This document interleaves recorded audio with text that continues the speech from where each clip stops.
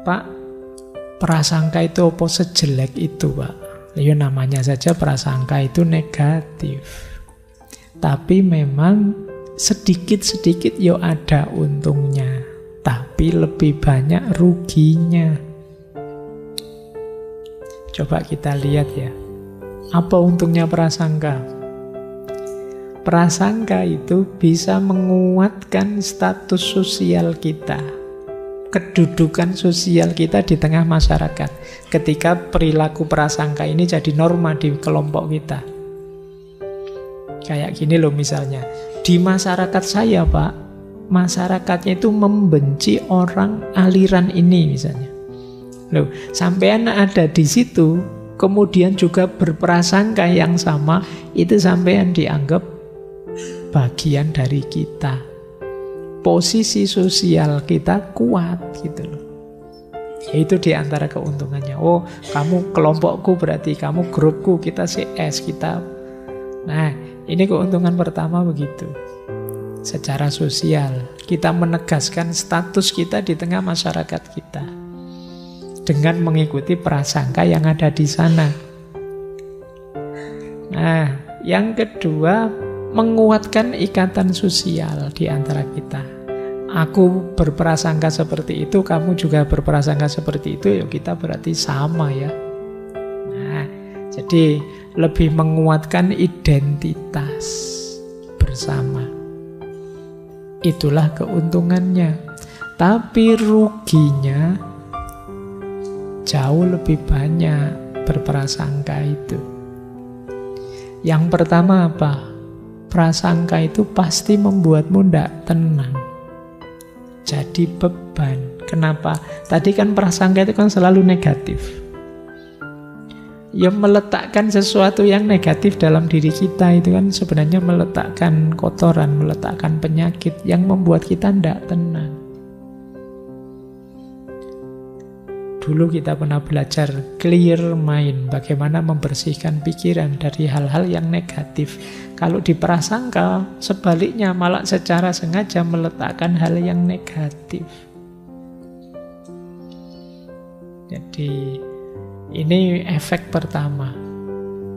Efek kedua, ketika kita berprasangka, yang muncul pasti emosi yang negatif.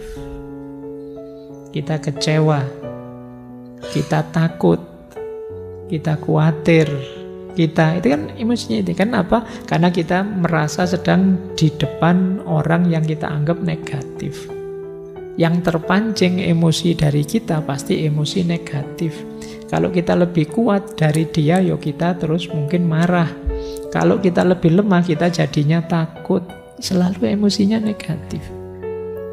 Jangan-jangan orang yang kita prasangkai tidak ngerti apa-apa. Kita heboh sendiri, sibuk sendiri, stres sendiri, negatif sendiri. Oh, itu lebih ngeri. Teman kita yang kita prasangkai tenang saja, tapi kita pontang-panting menata hati, stres jadi beban.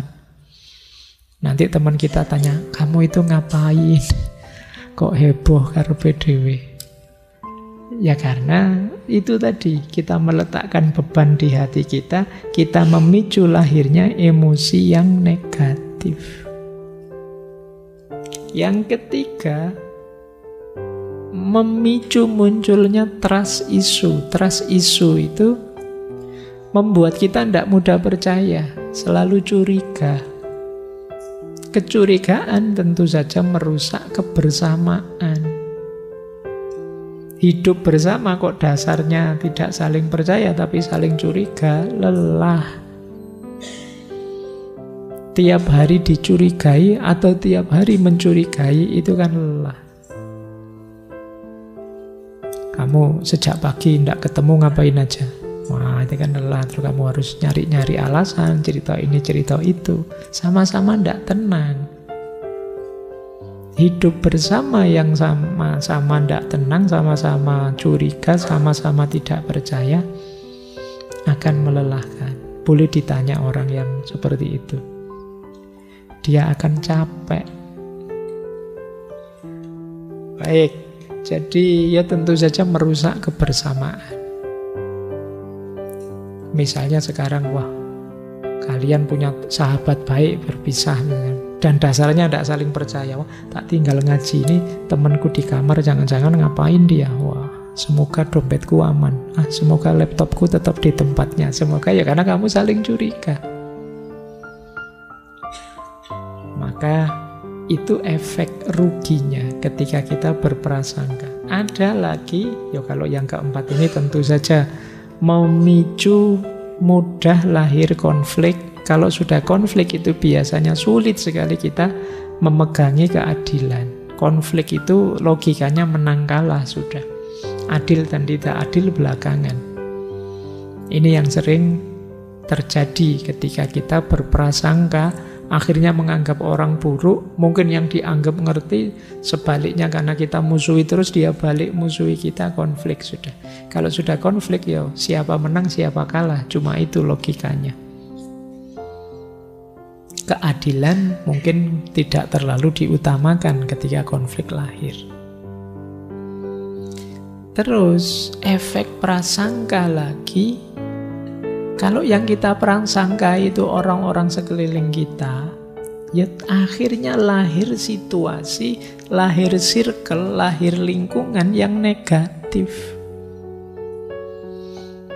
Lingkungan kita adalah lingkungan orang yang saling curiga, orang yang saling berprasangka, orang yang tidak saling percaya.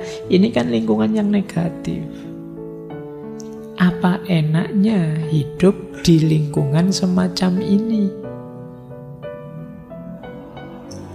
Nah, jadi itu efek negatifnya. Yang terakhir, kalian jadi terbatasi dan membatasi saat ingin mengembangkan diri. Karena di persepsi negatif, kalian jadi terbatasi, baik yang mempersepsi maupun yang dipersepsi. Tidak bebas. Kita diawasi terus karena dicurigai, kita juga capek ngawasi terus, khawatir yang kita curigai membalas. Akhirnya energi kita habis untuk saling berprasangka. Waktu untuk mengembangkan diri jadi sangat terbatas. Jadi kalau ada yang tanya, Pak, tapi prasangka dikit-dikit kan ada untungnya. Ya, ada untungnya, tapi banyak ruginya. Tapi kan menguatkan ikatan sosial, Pak. Ada banyak jalan untuk menguatkan ikatan sosial.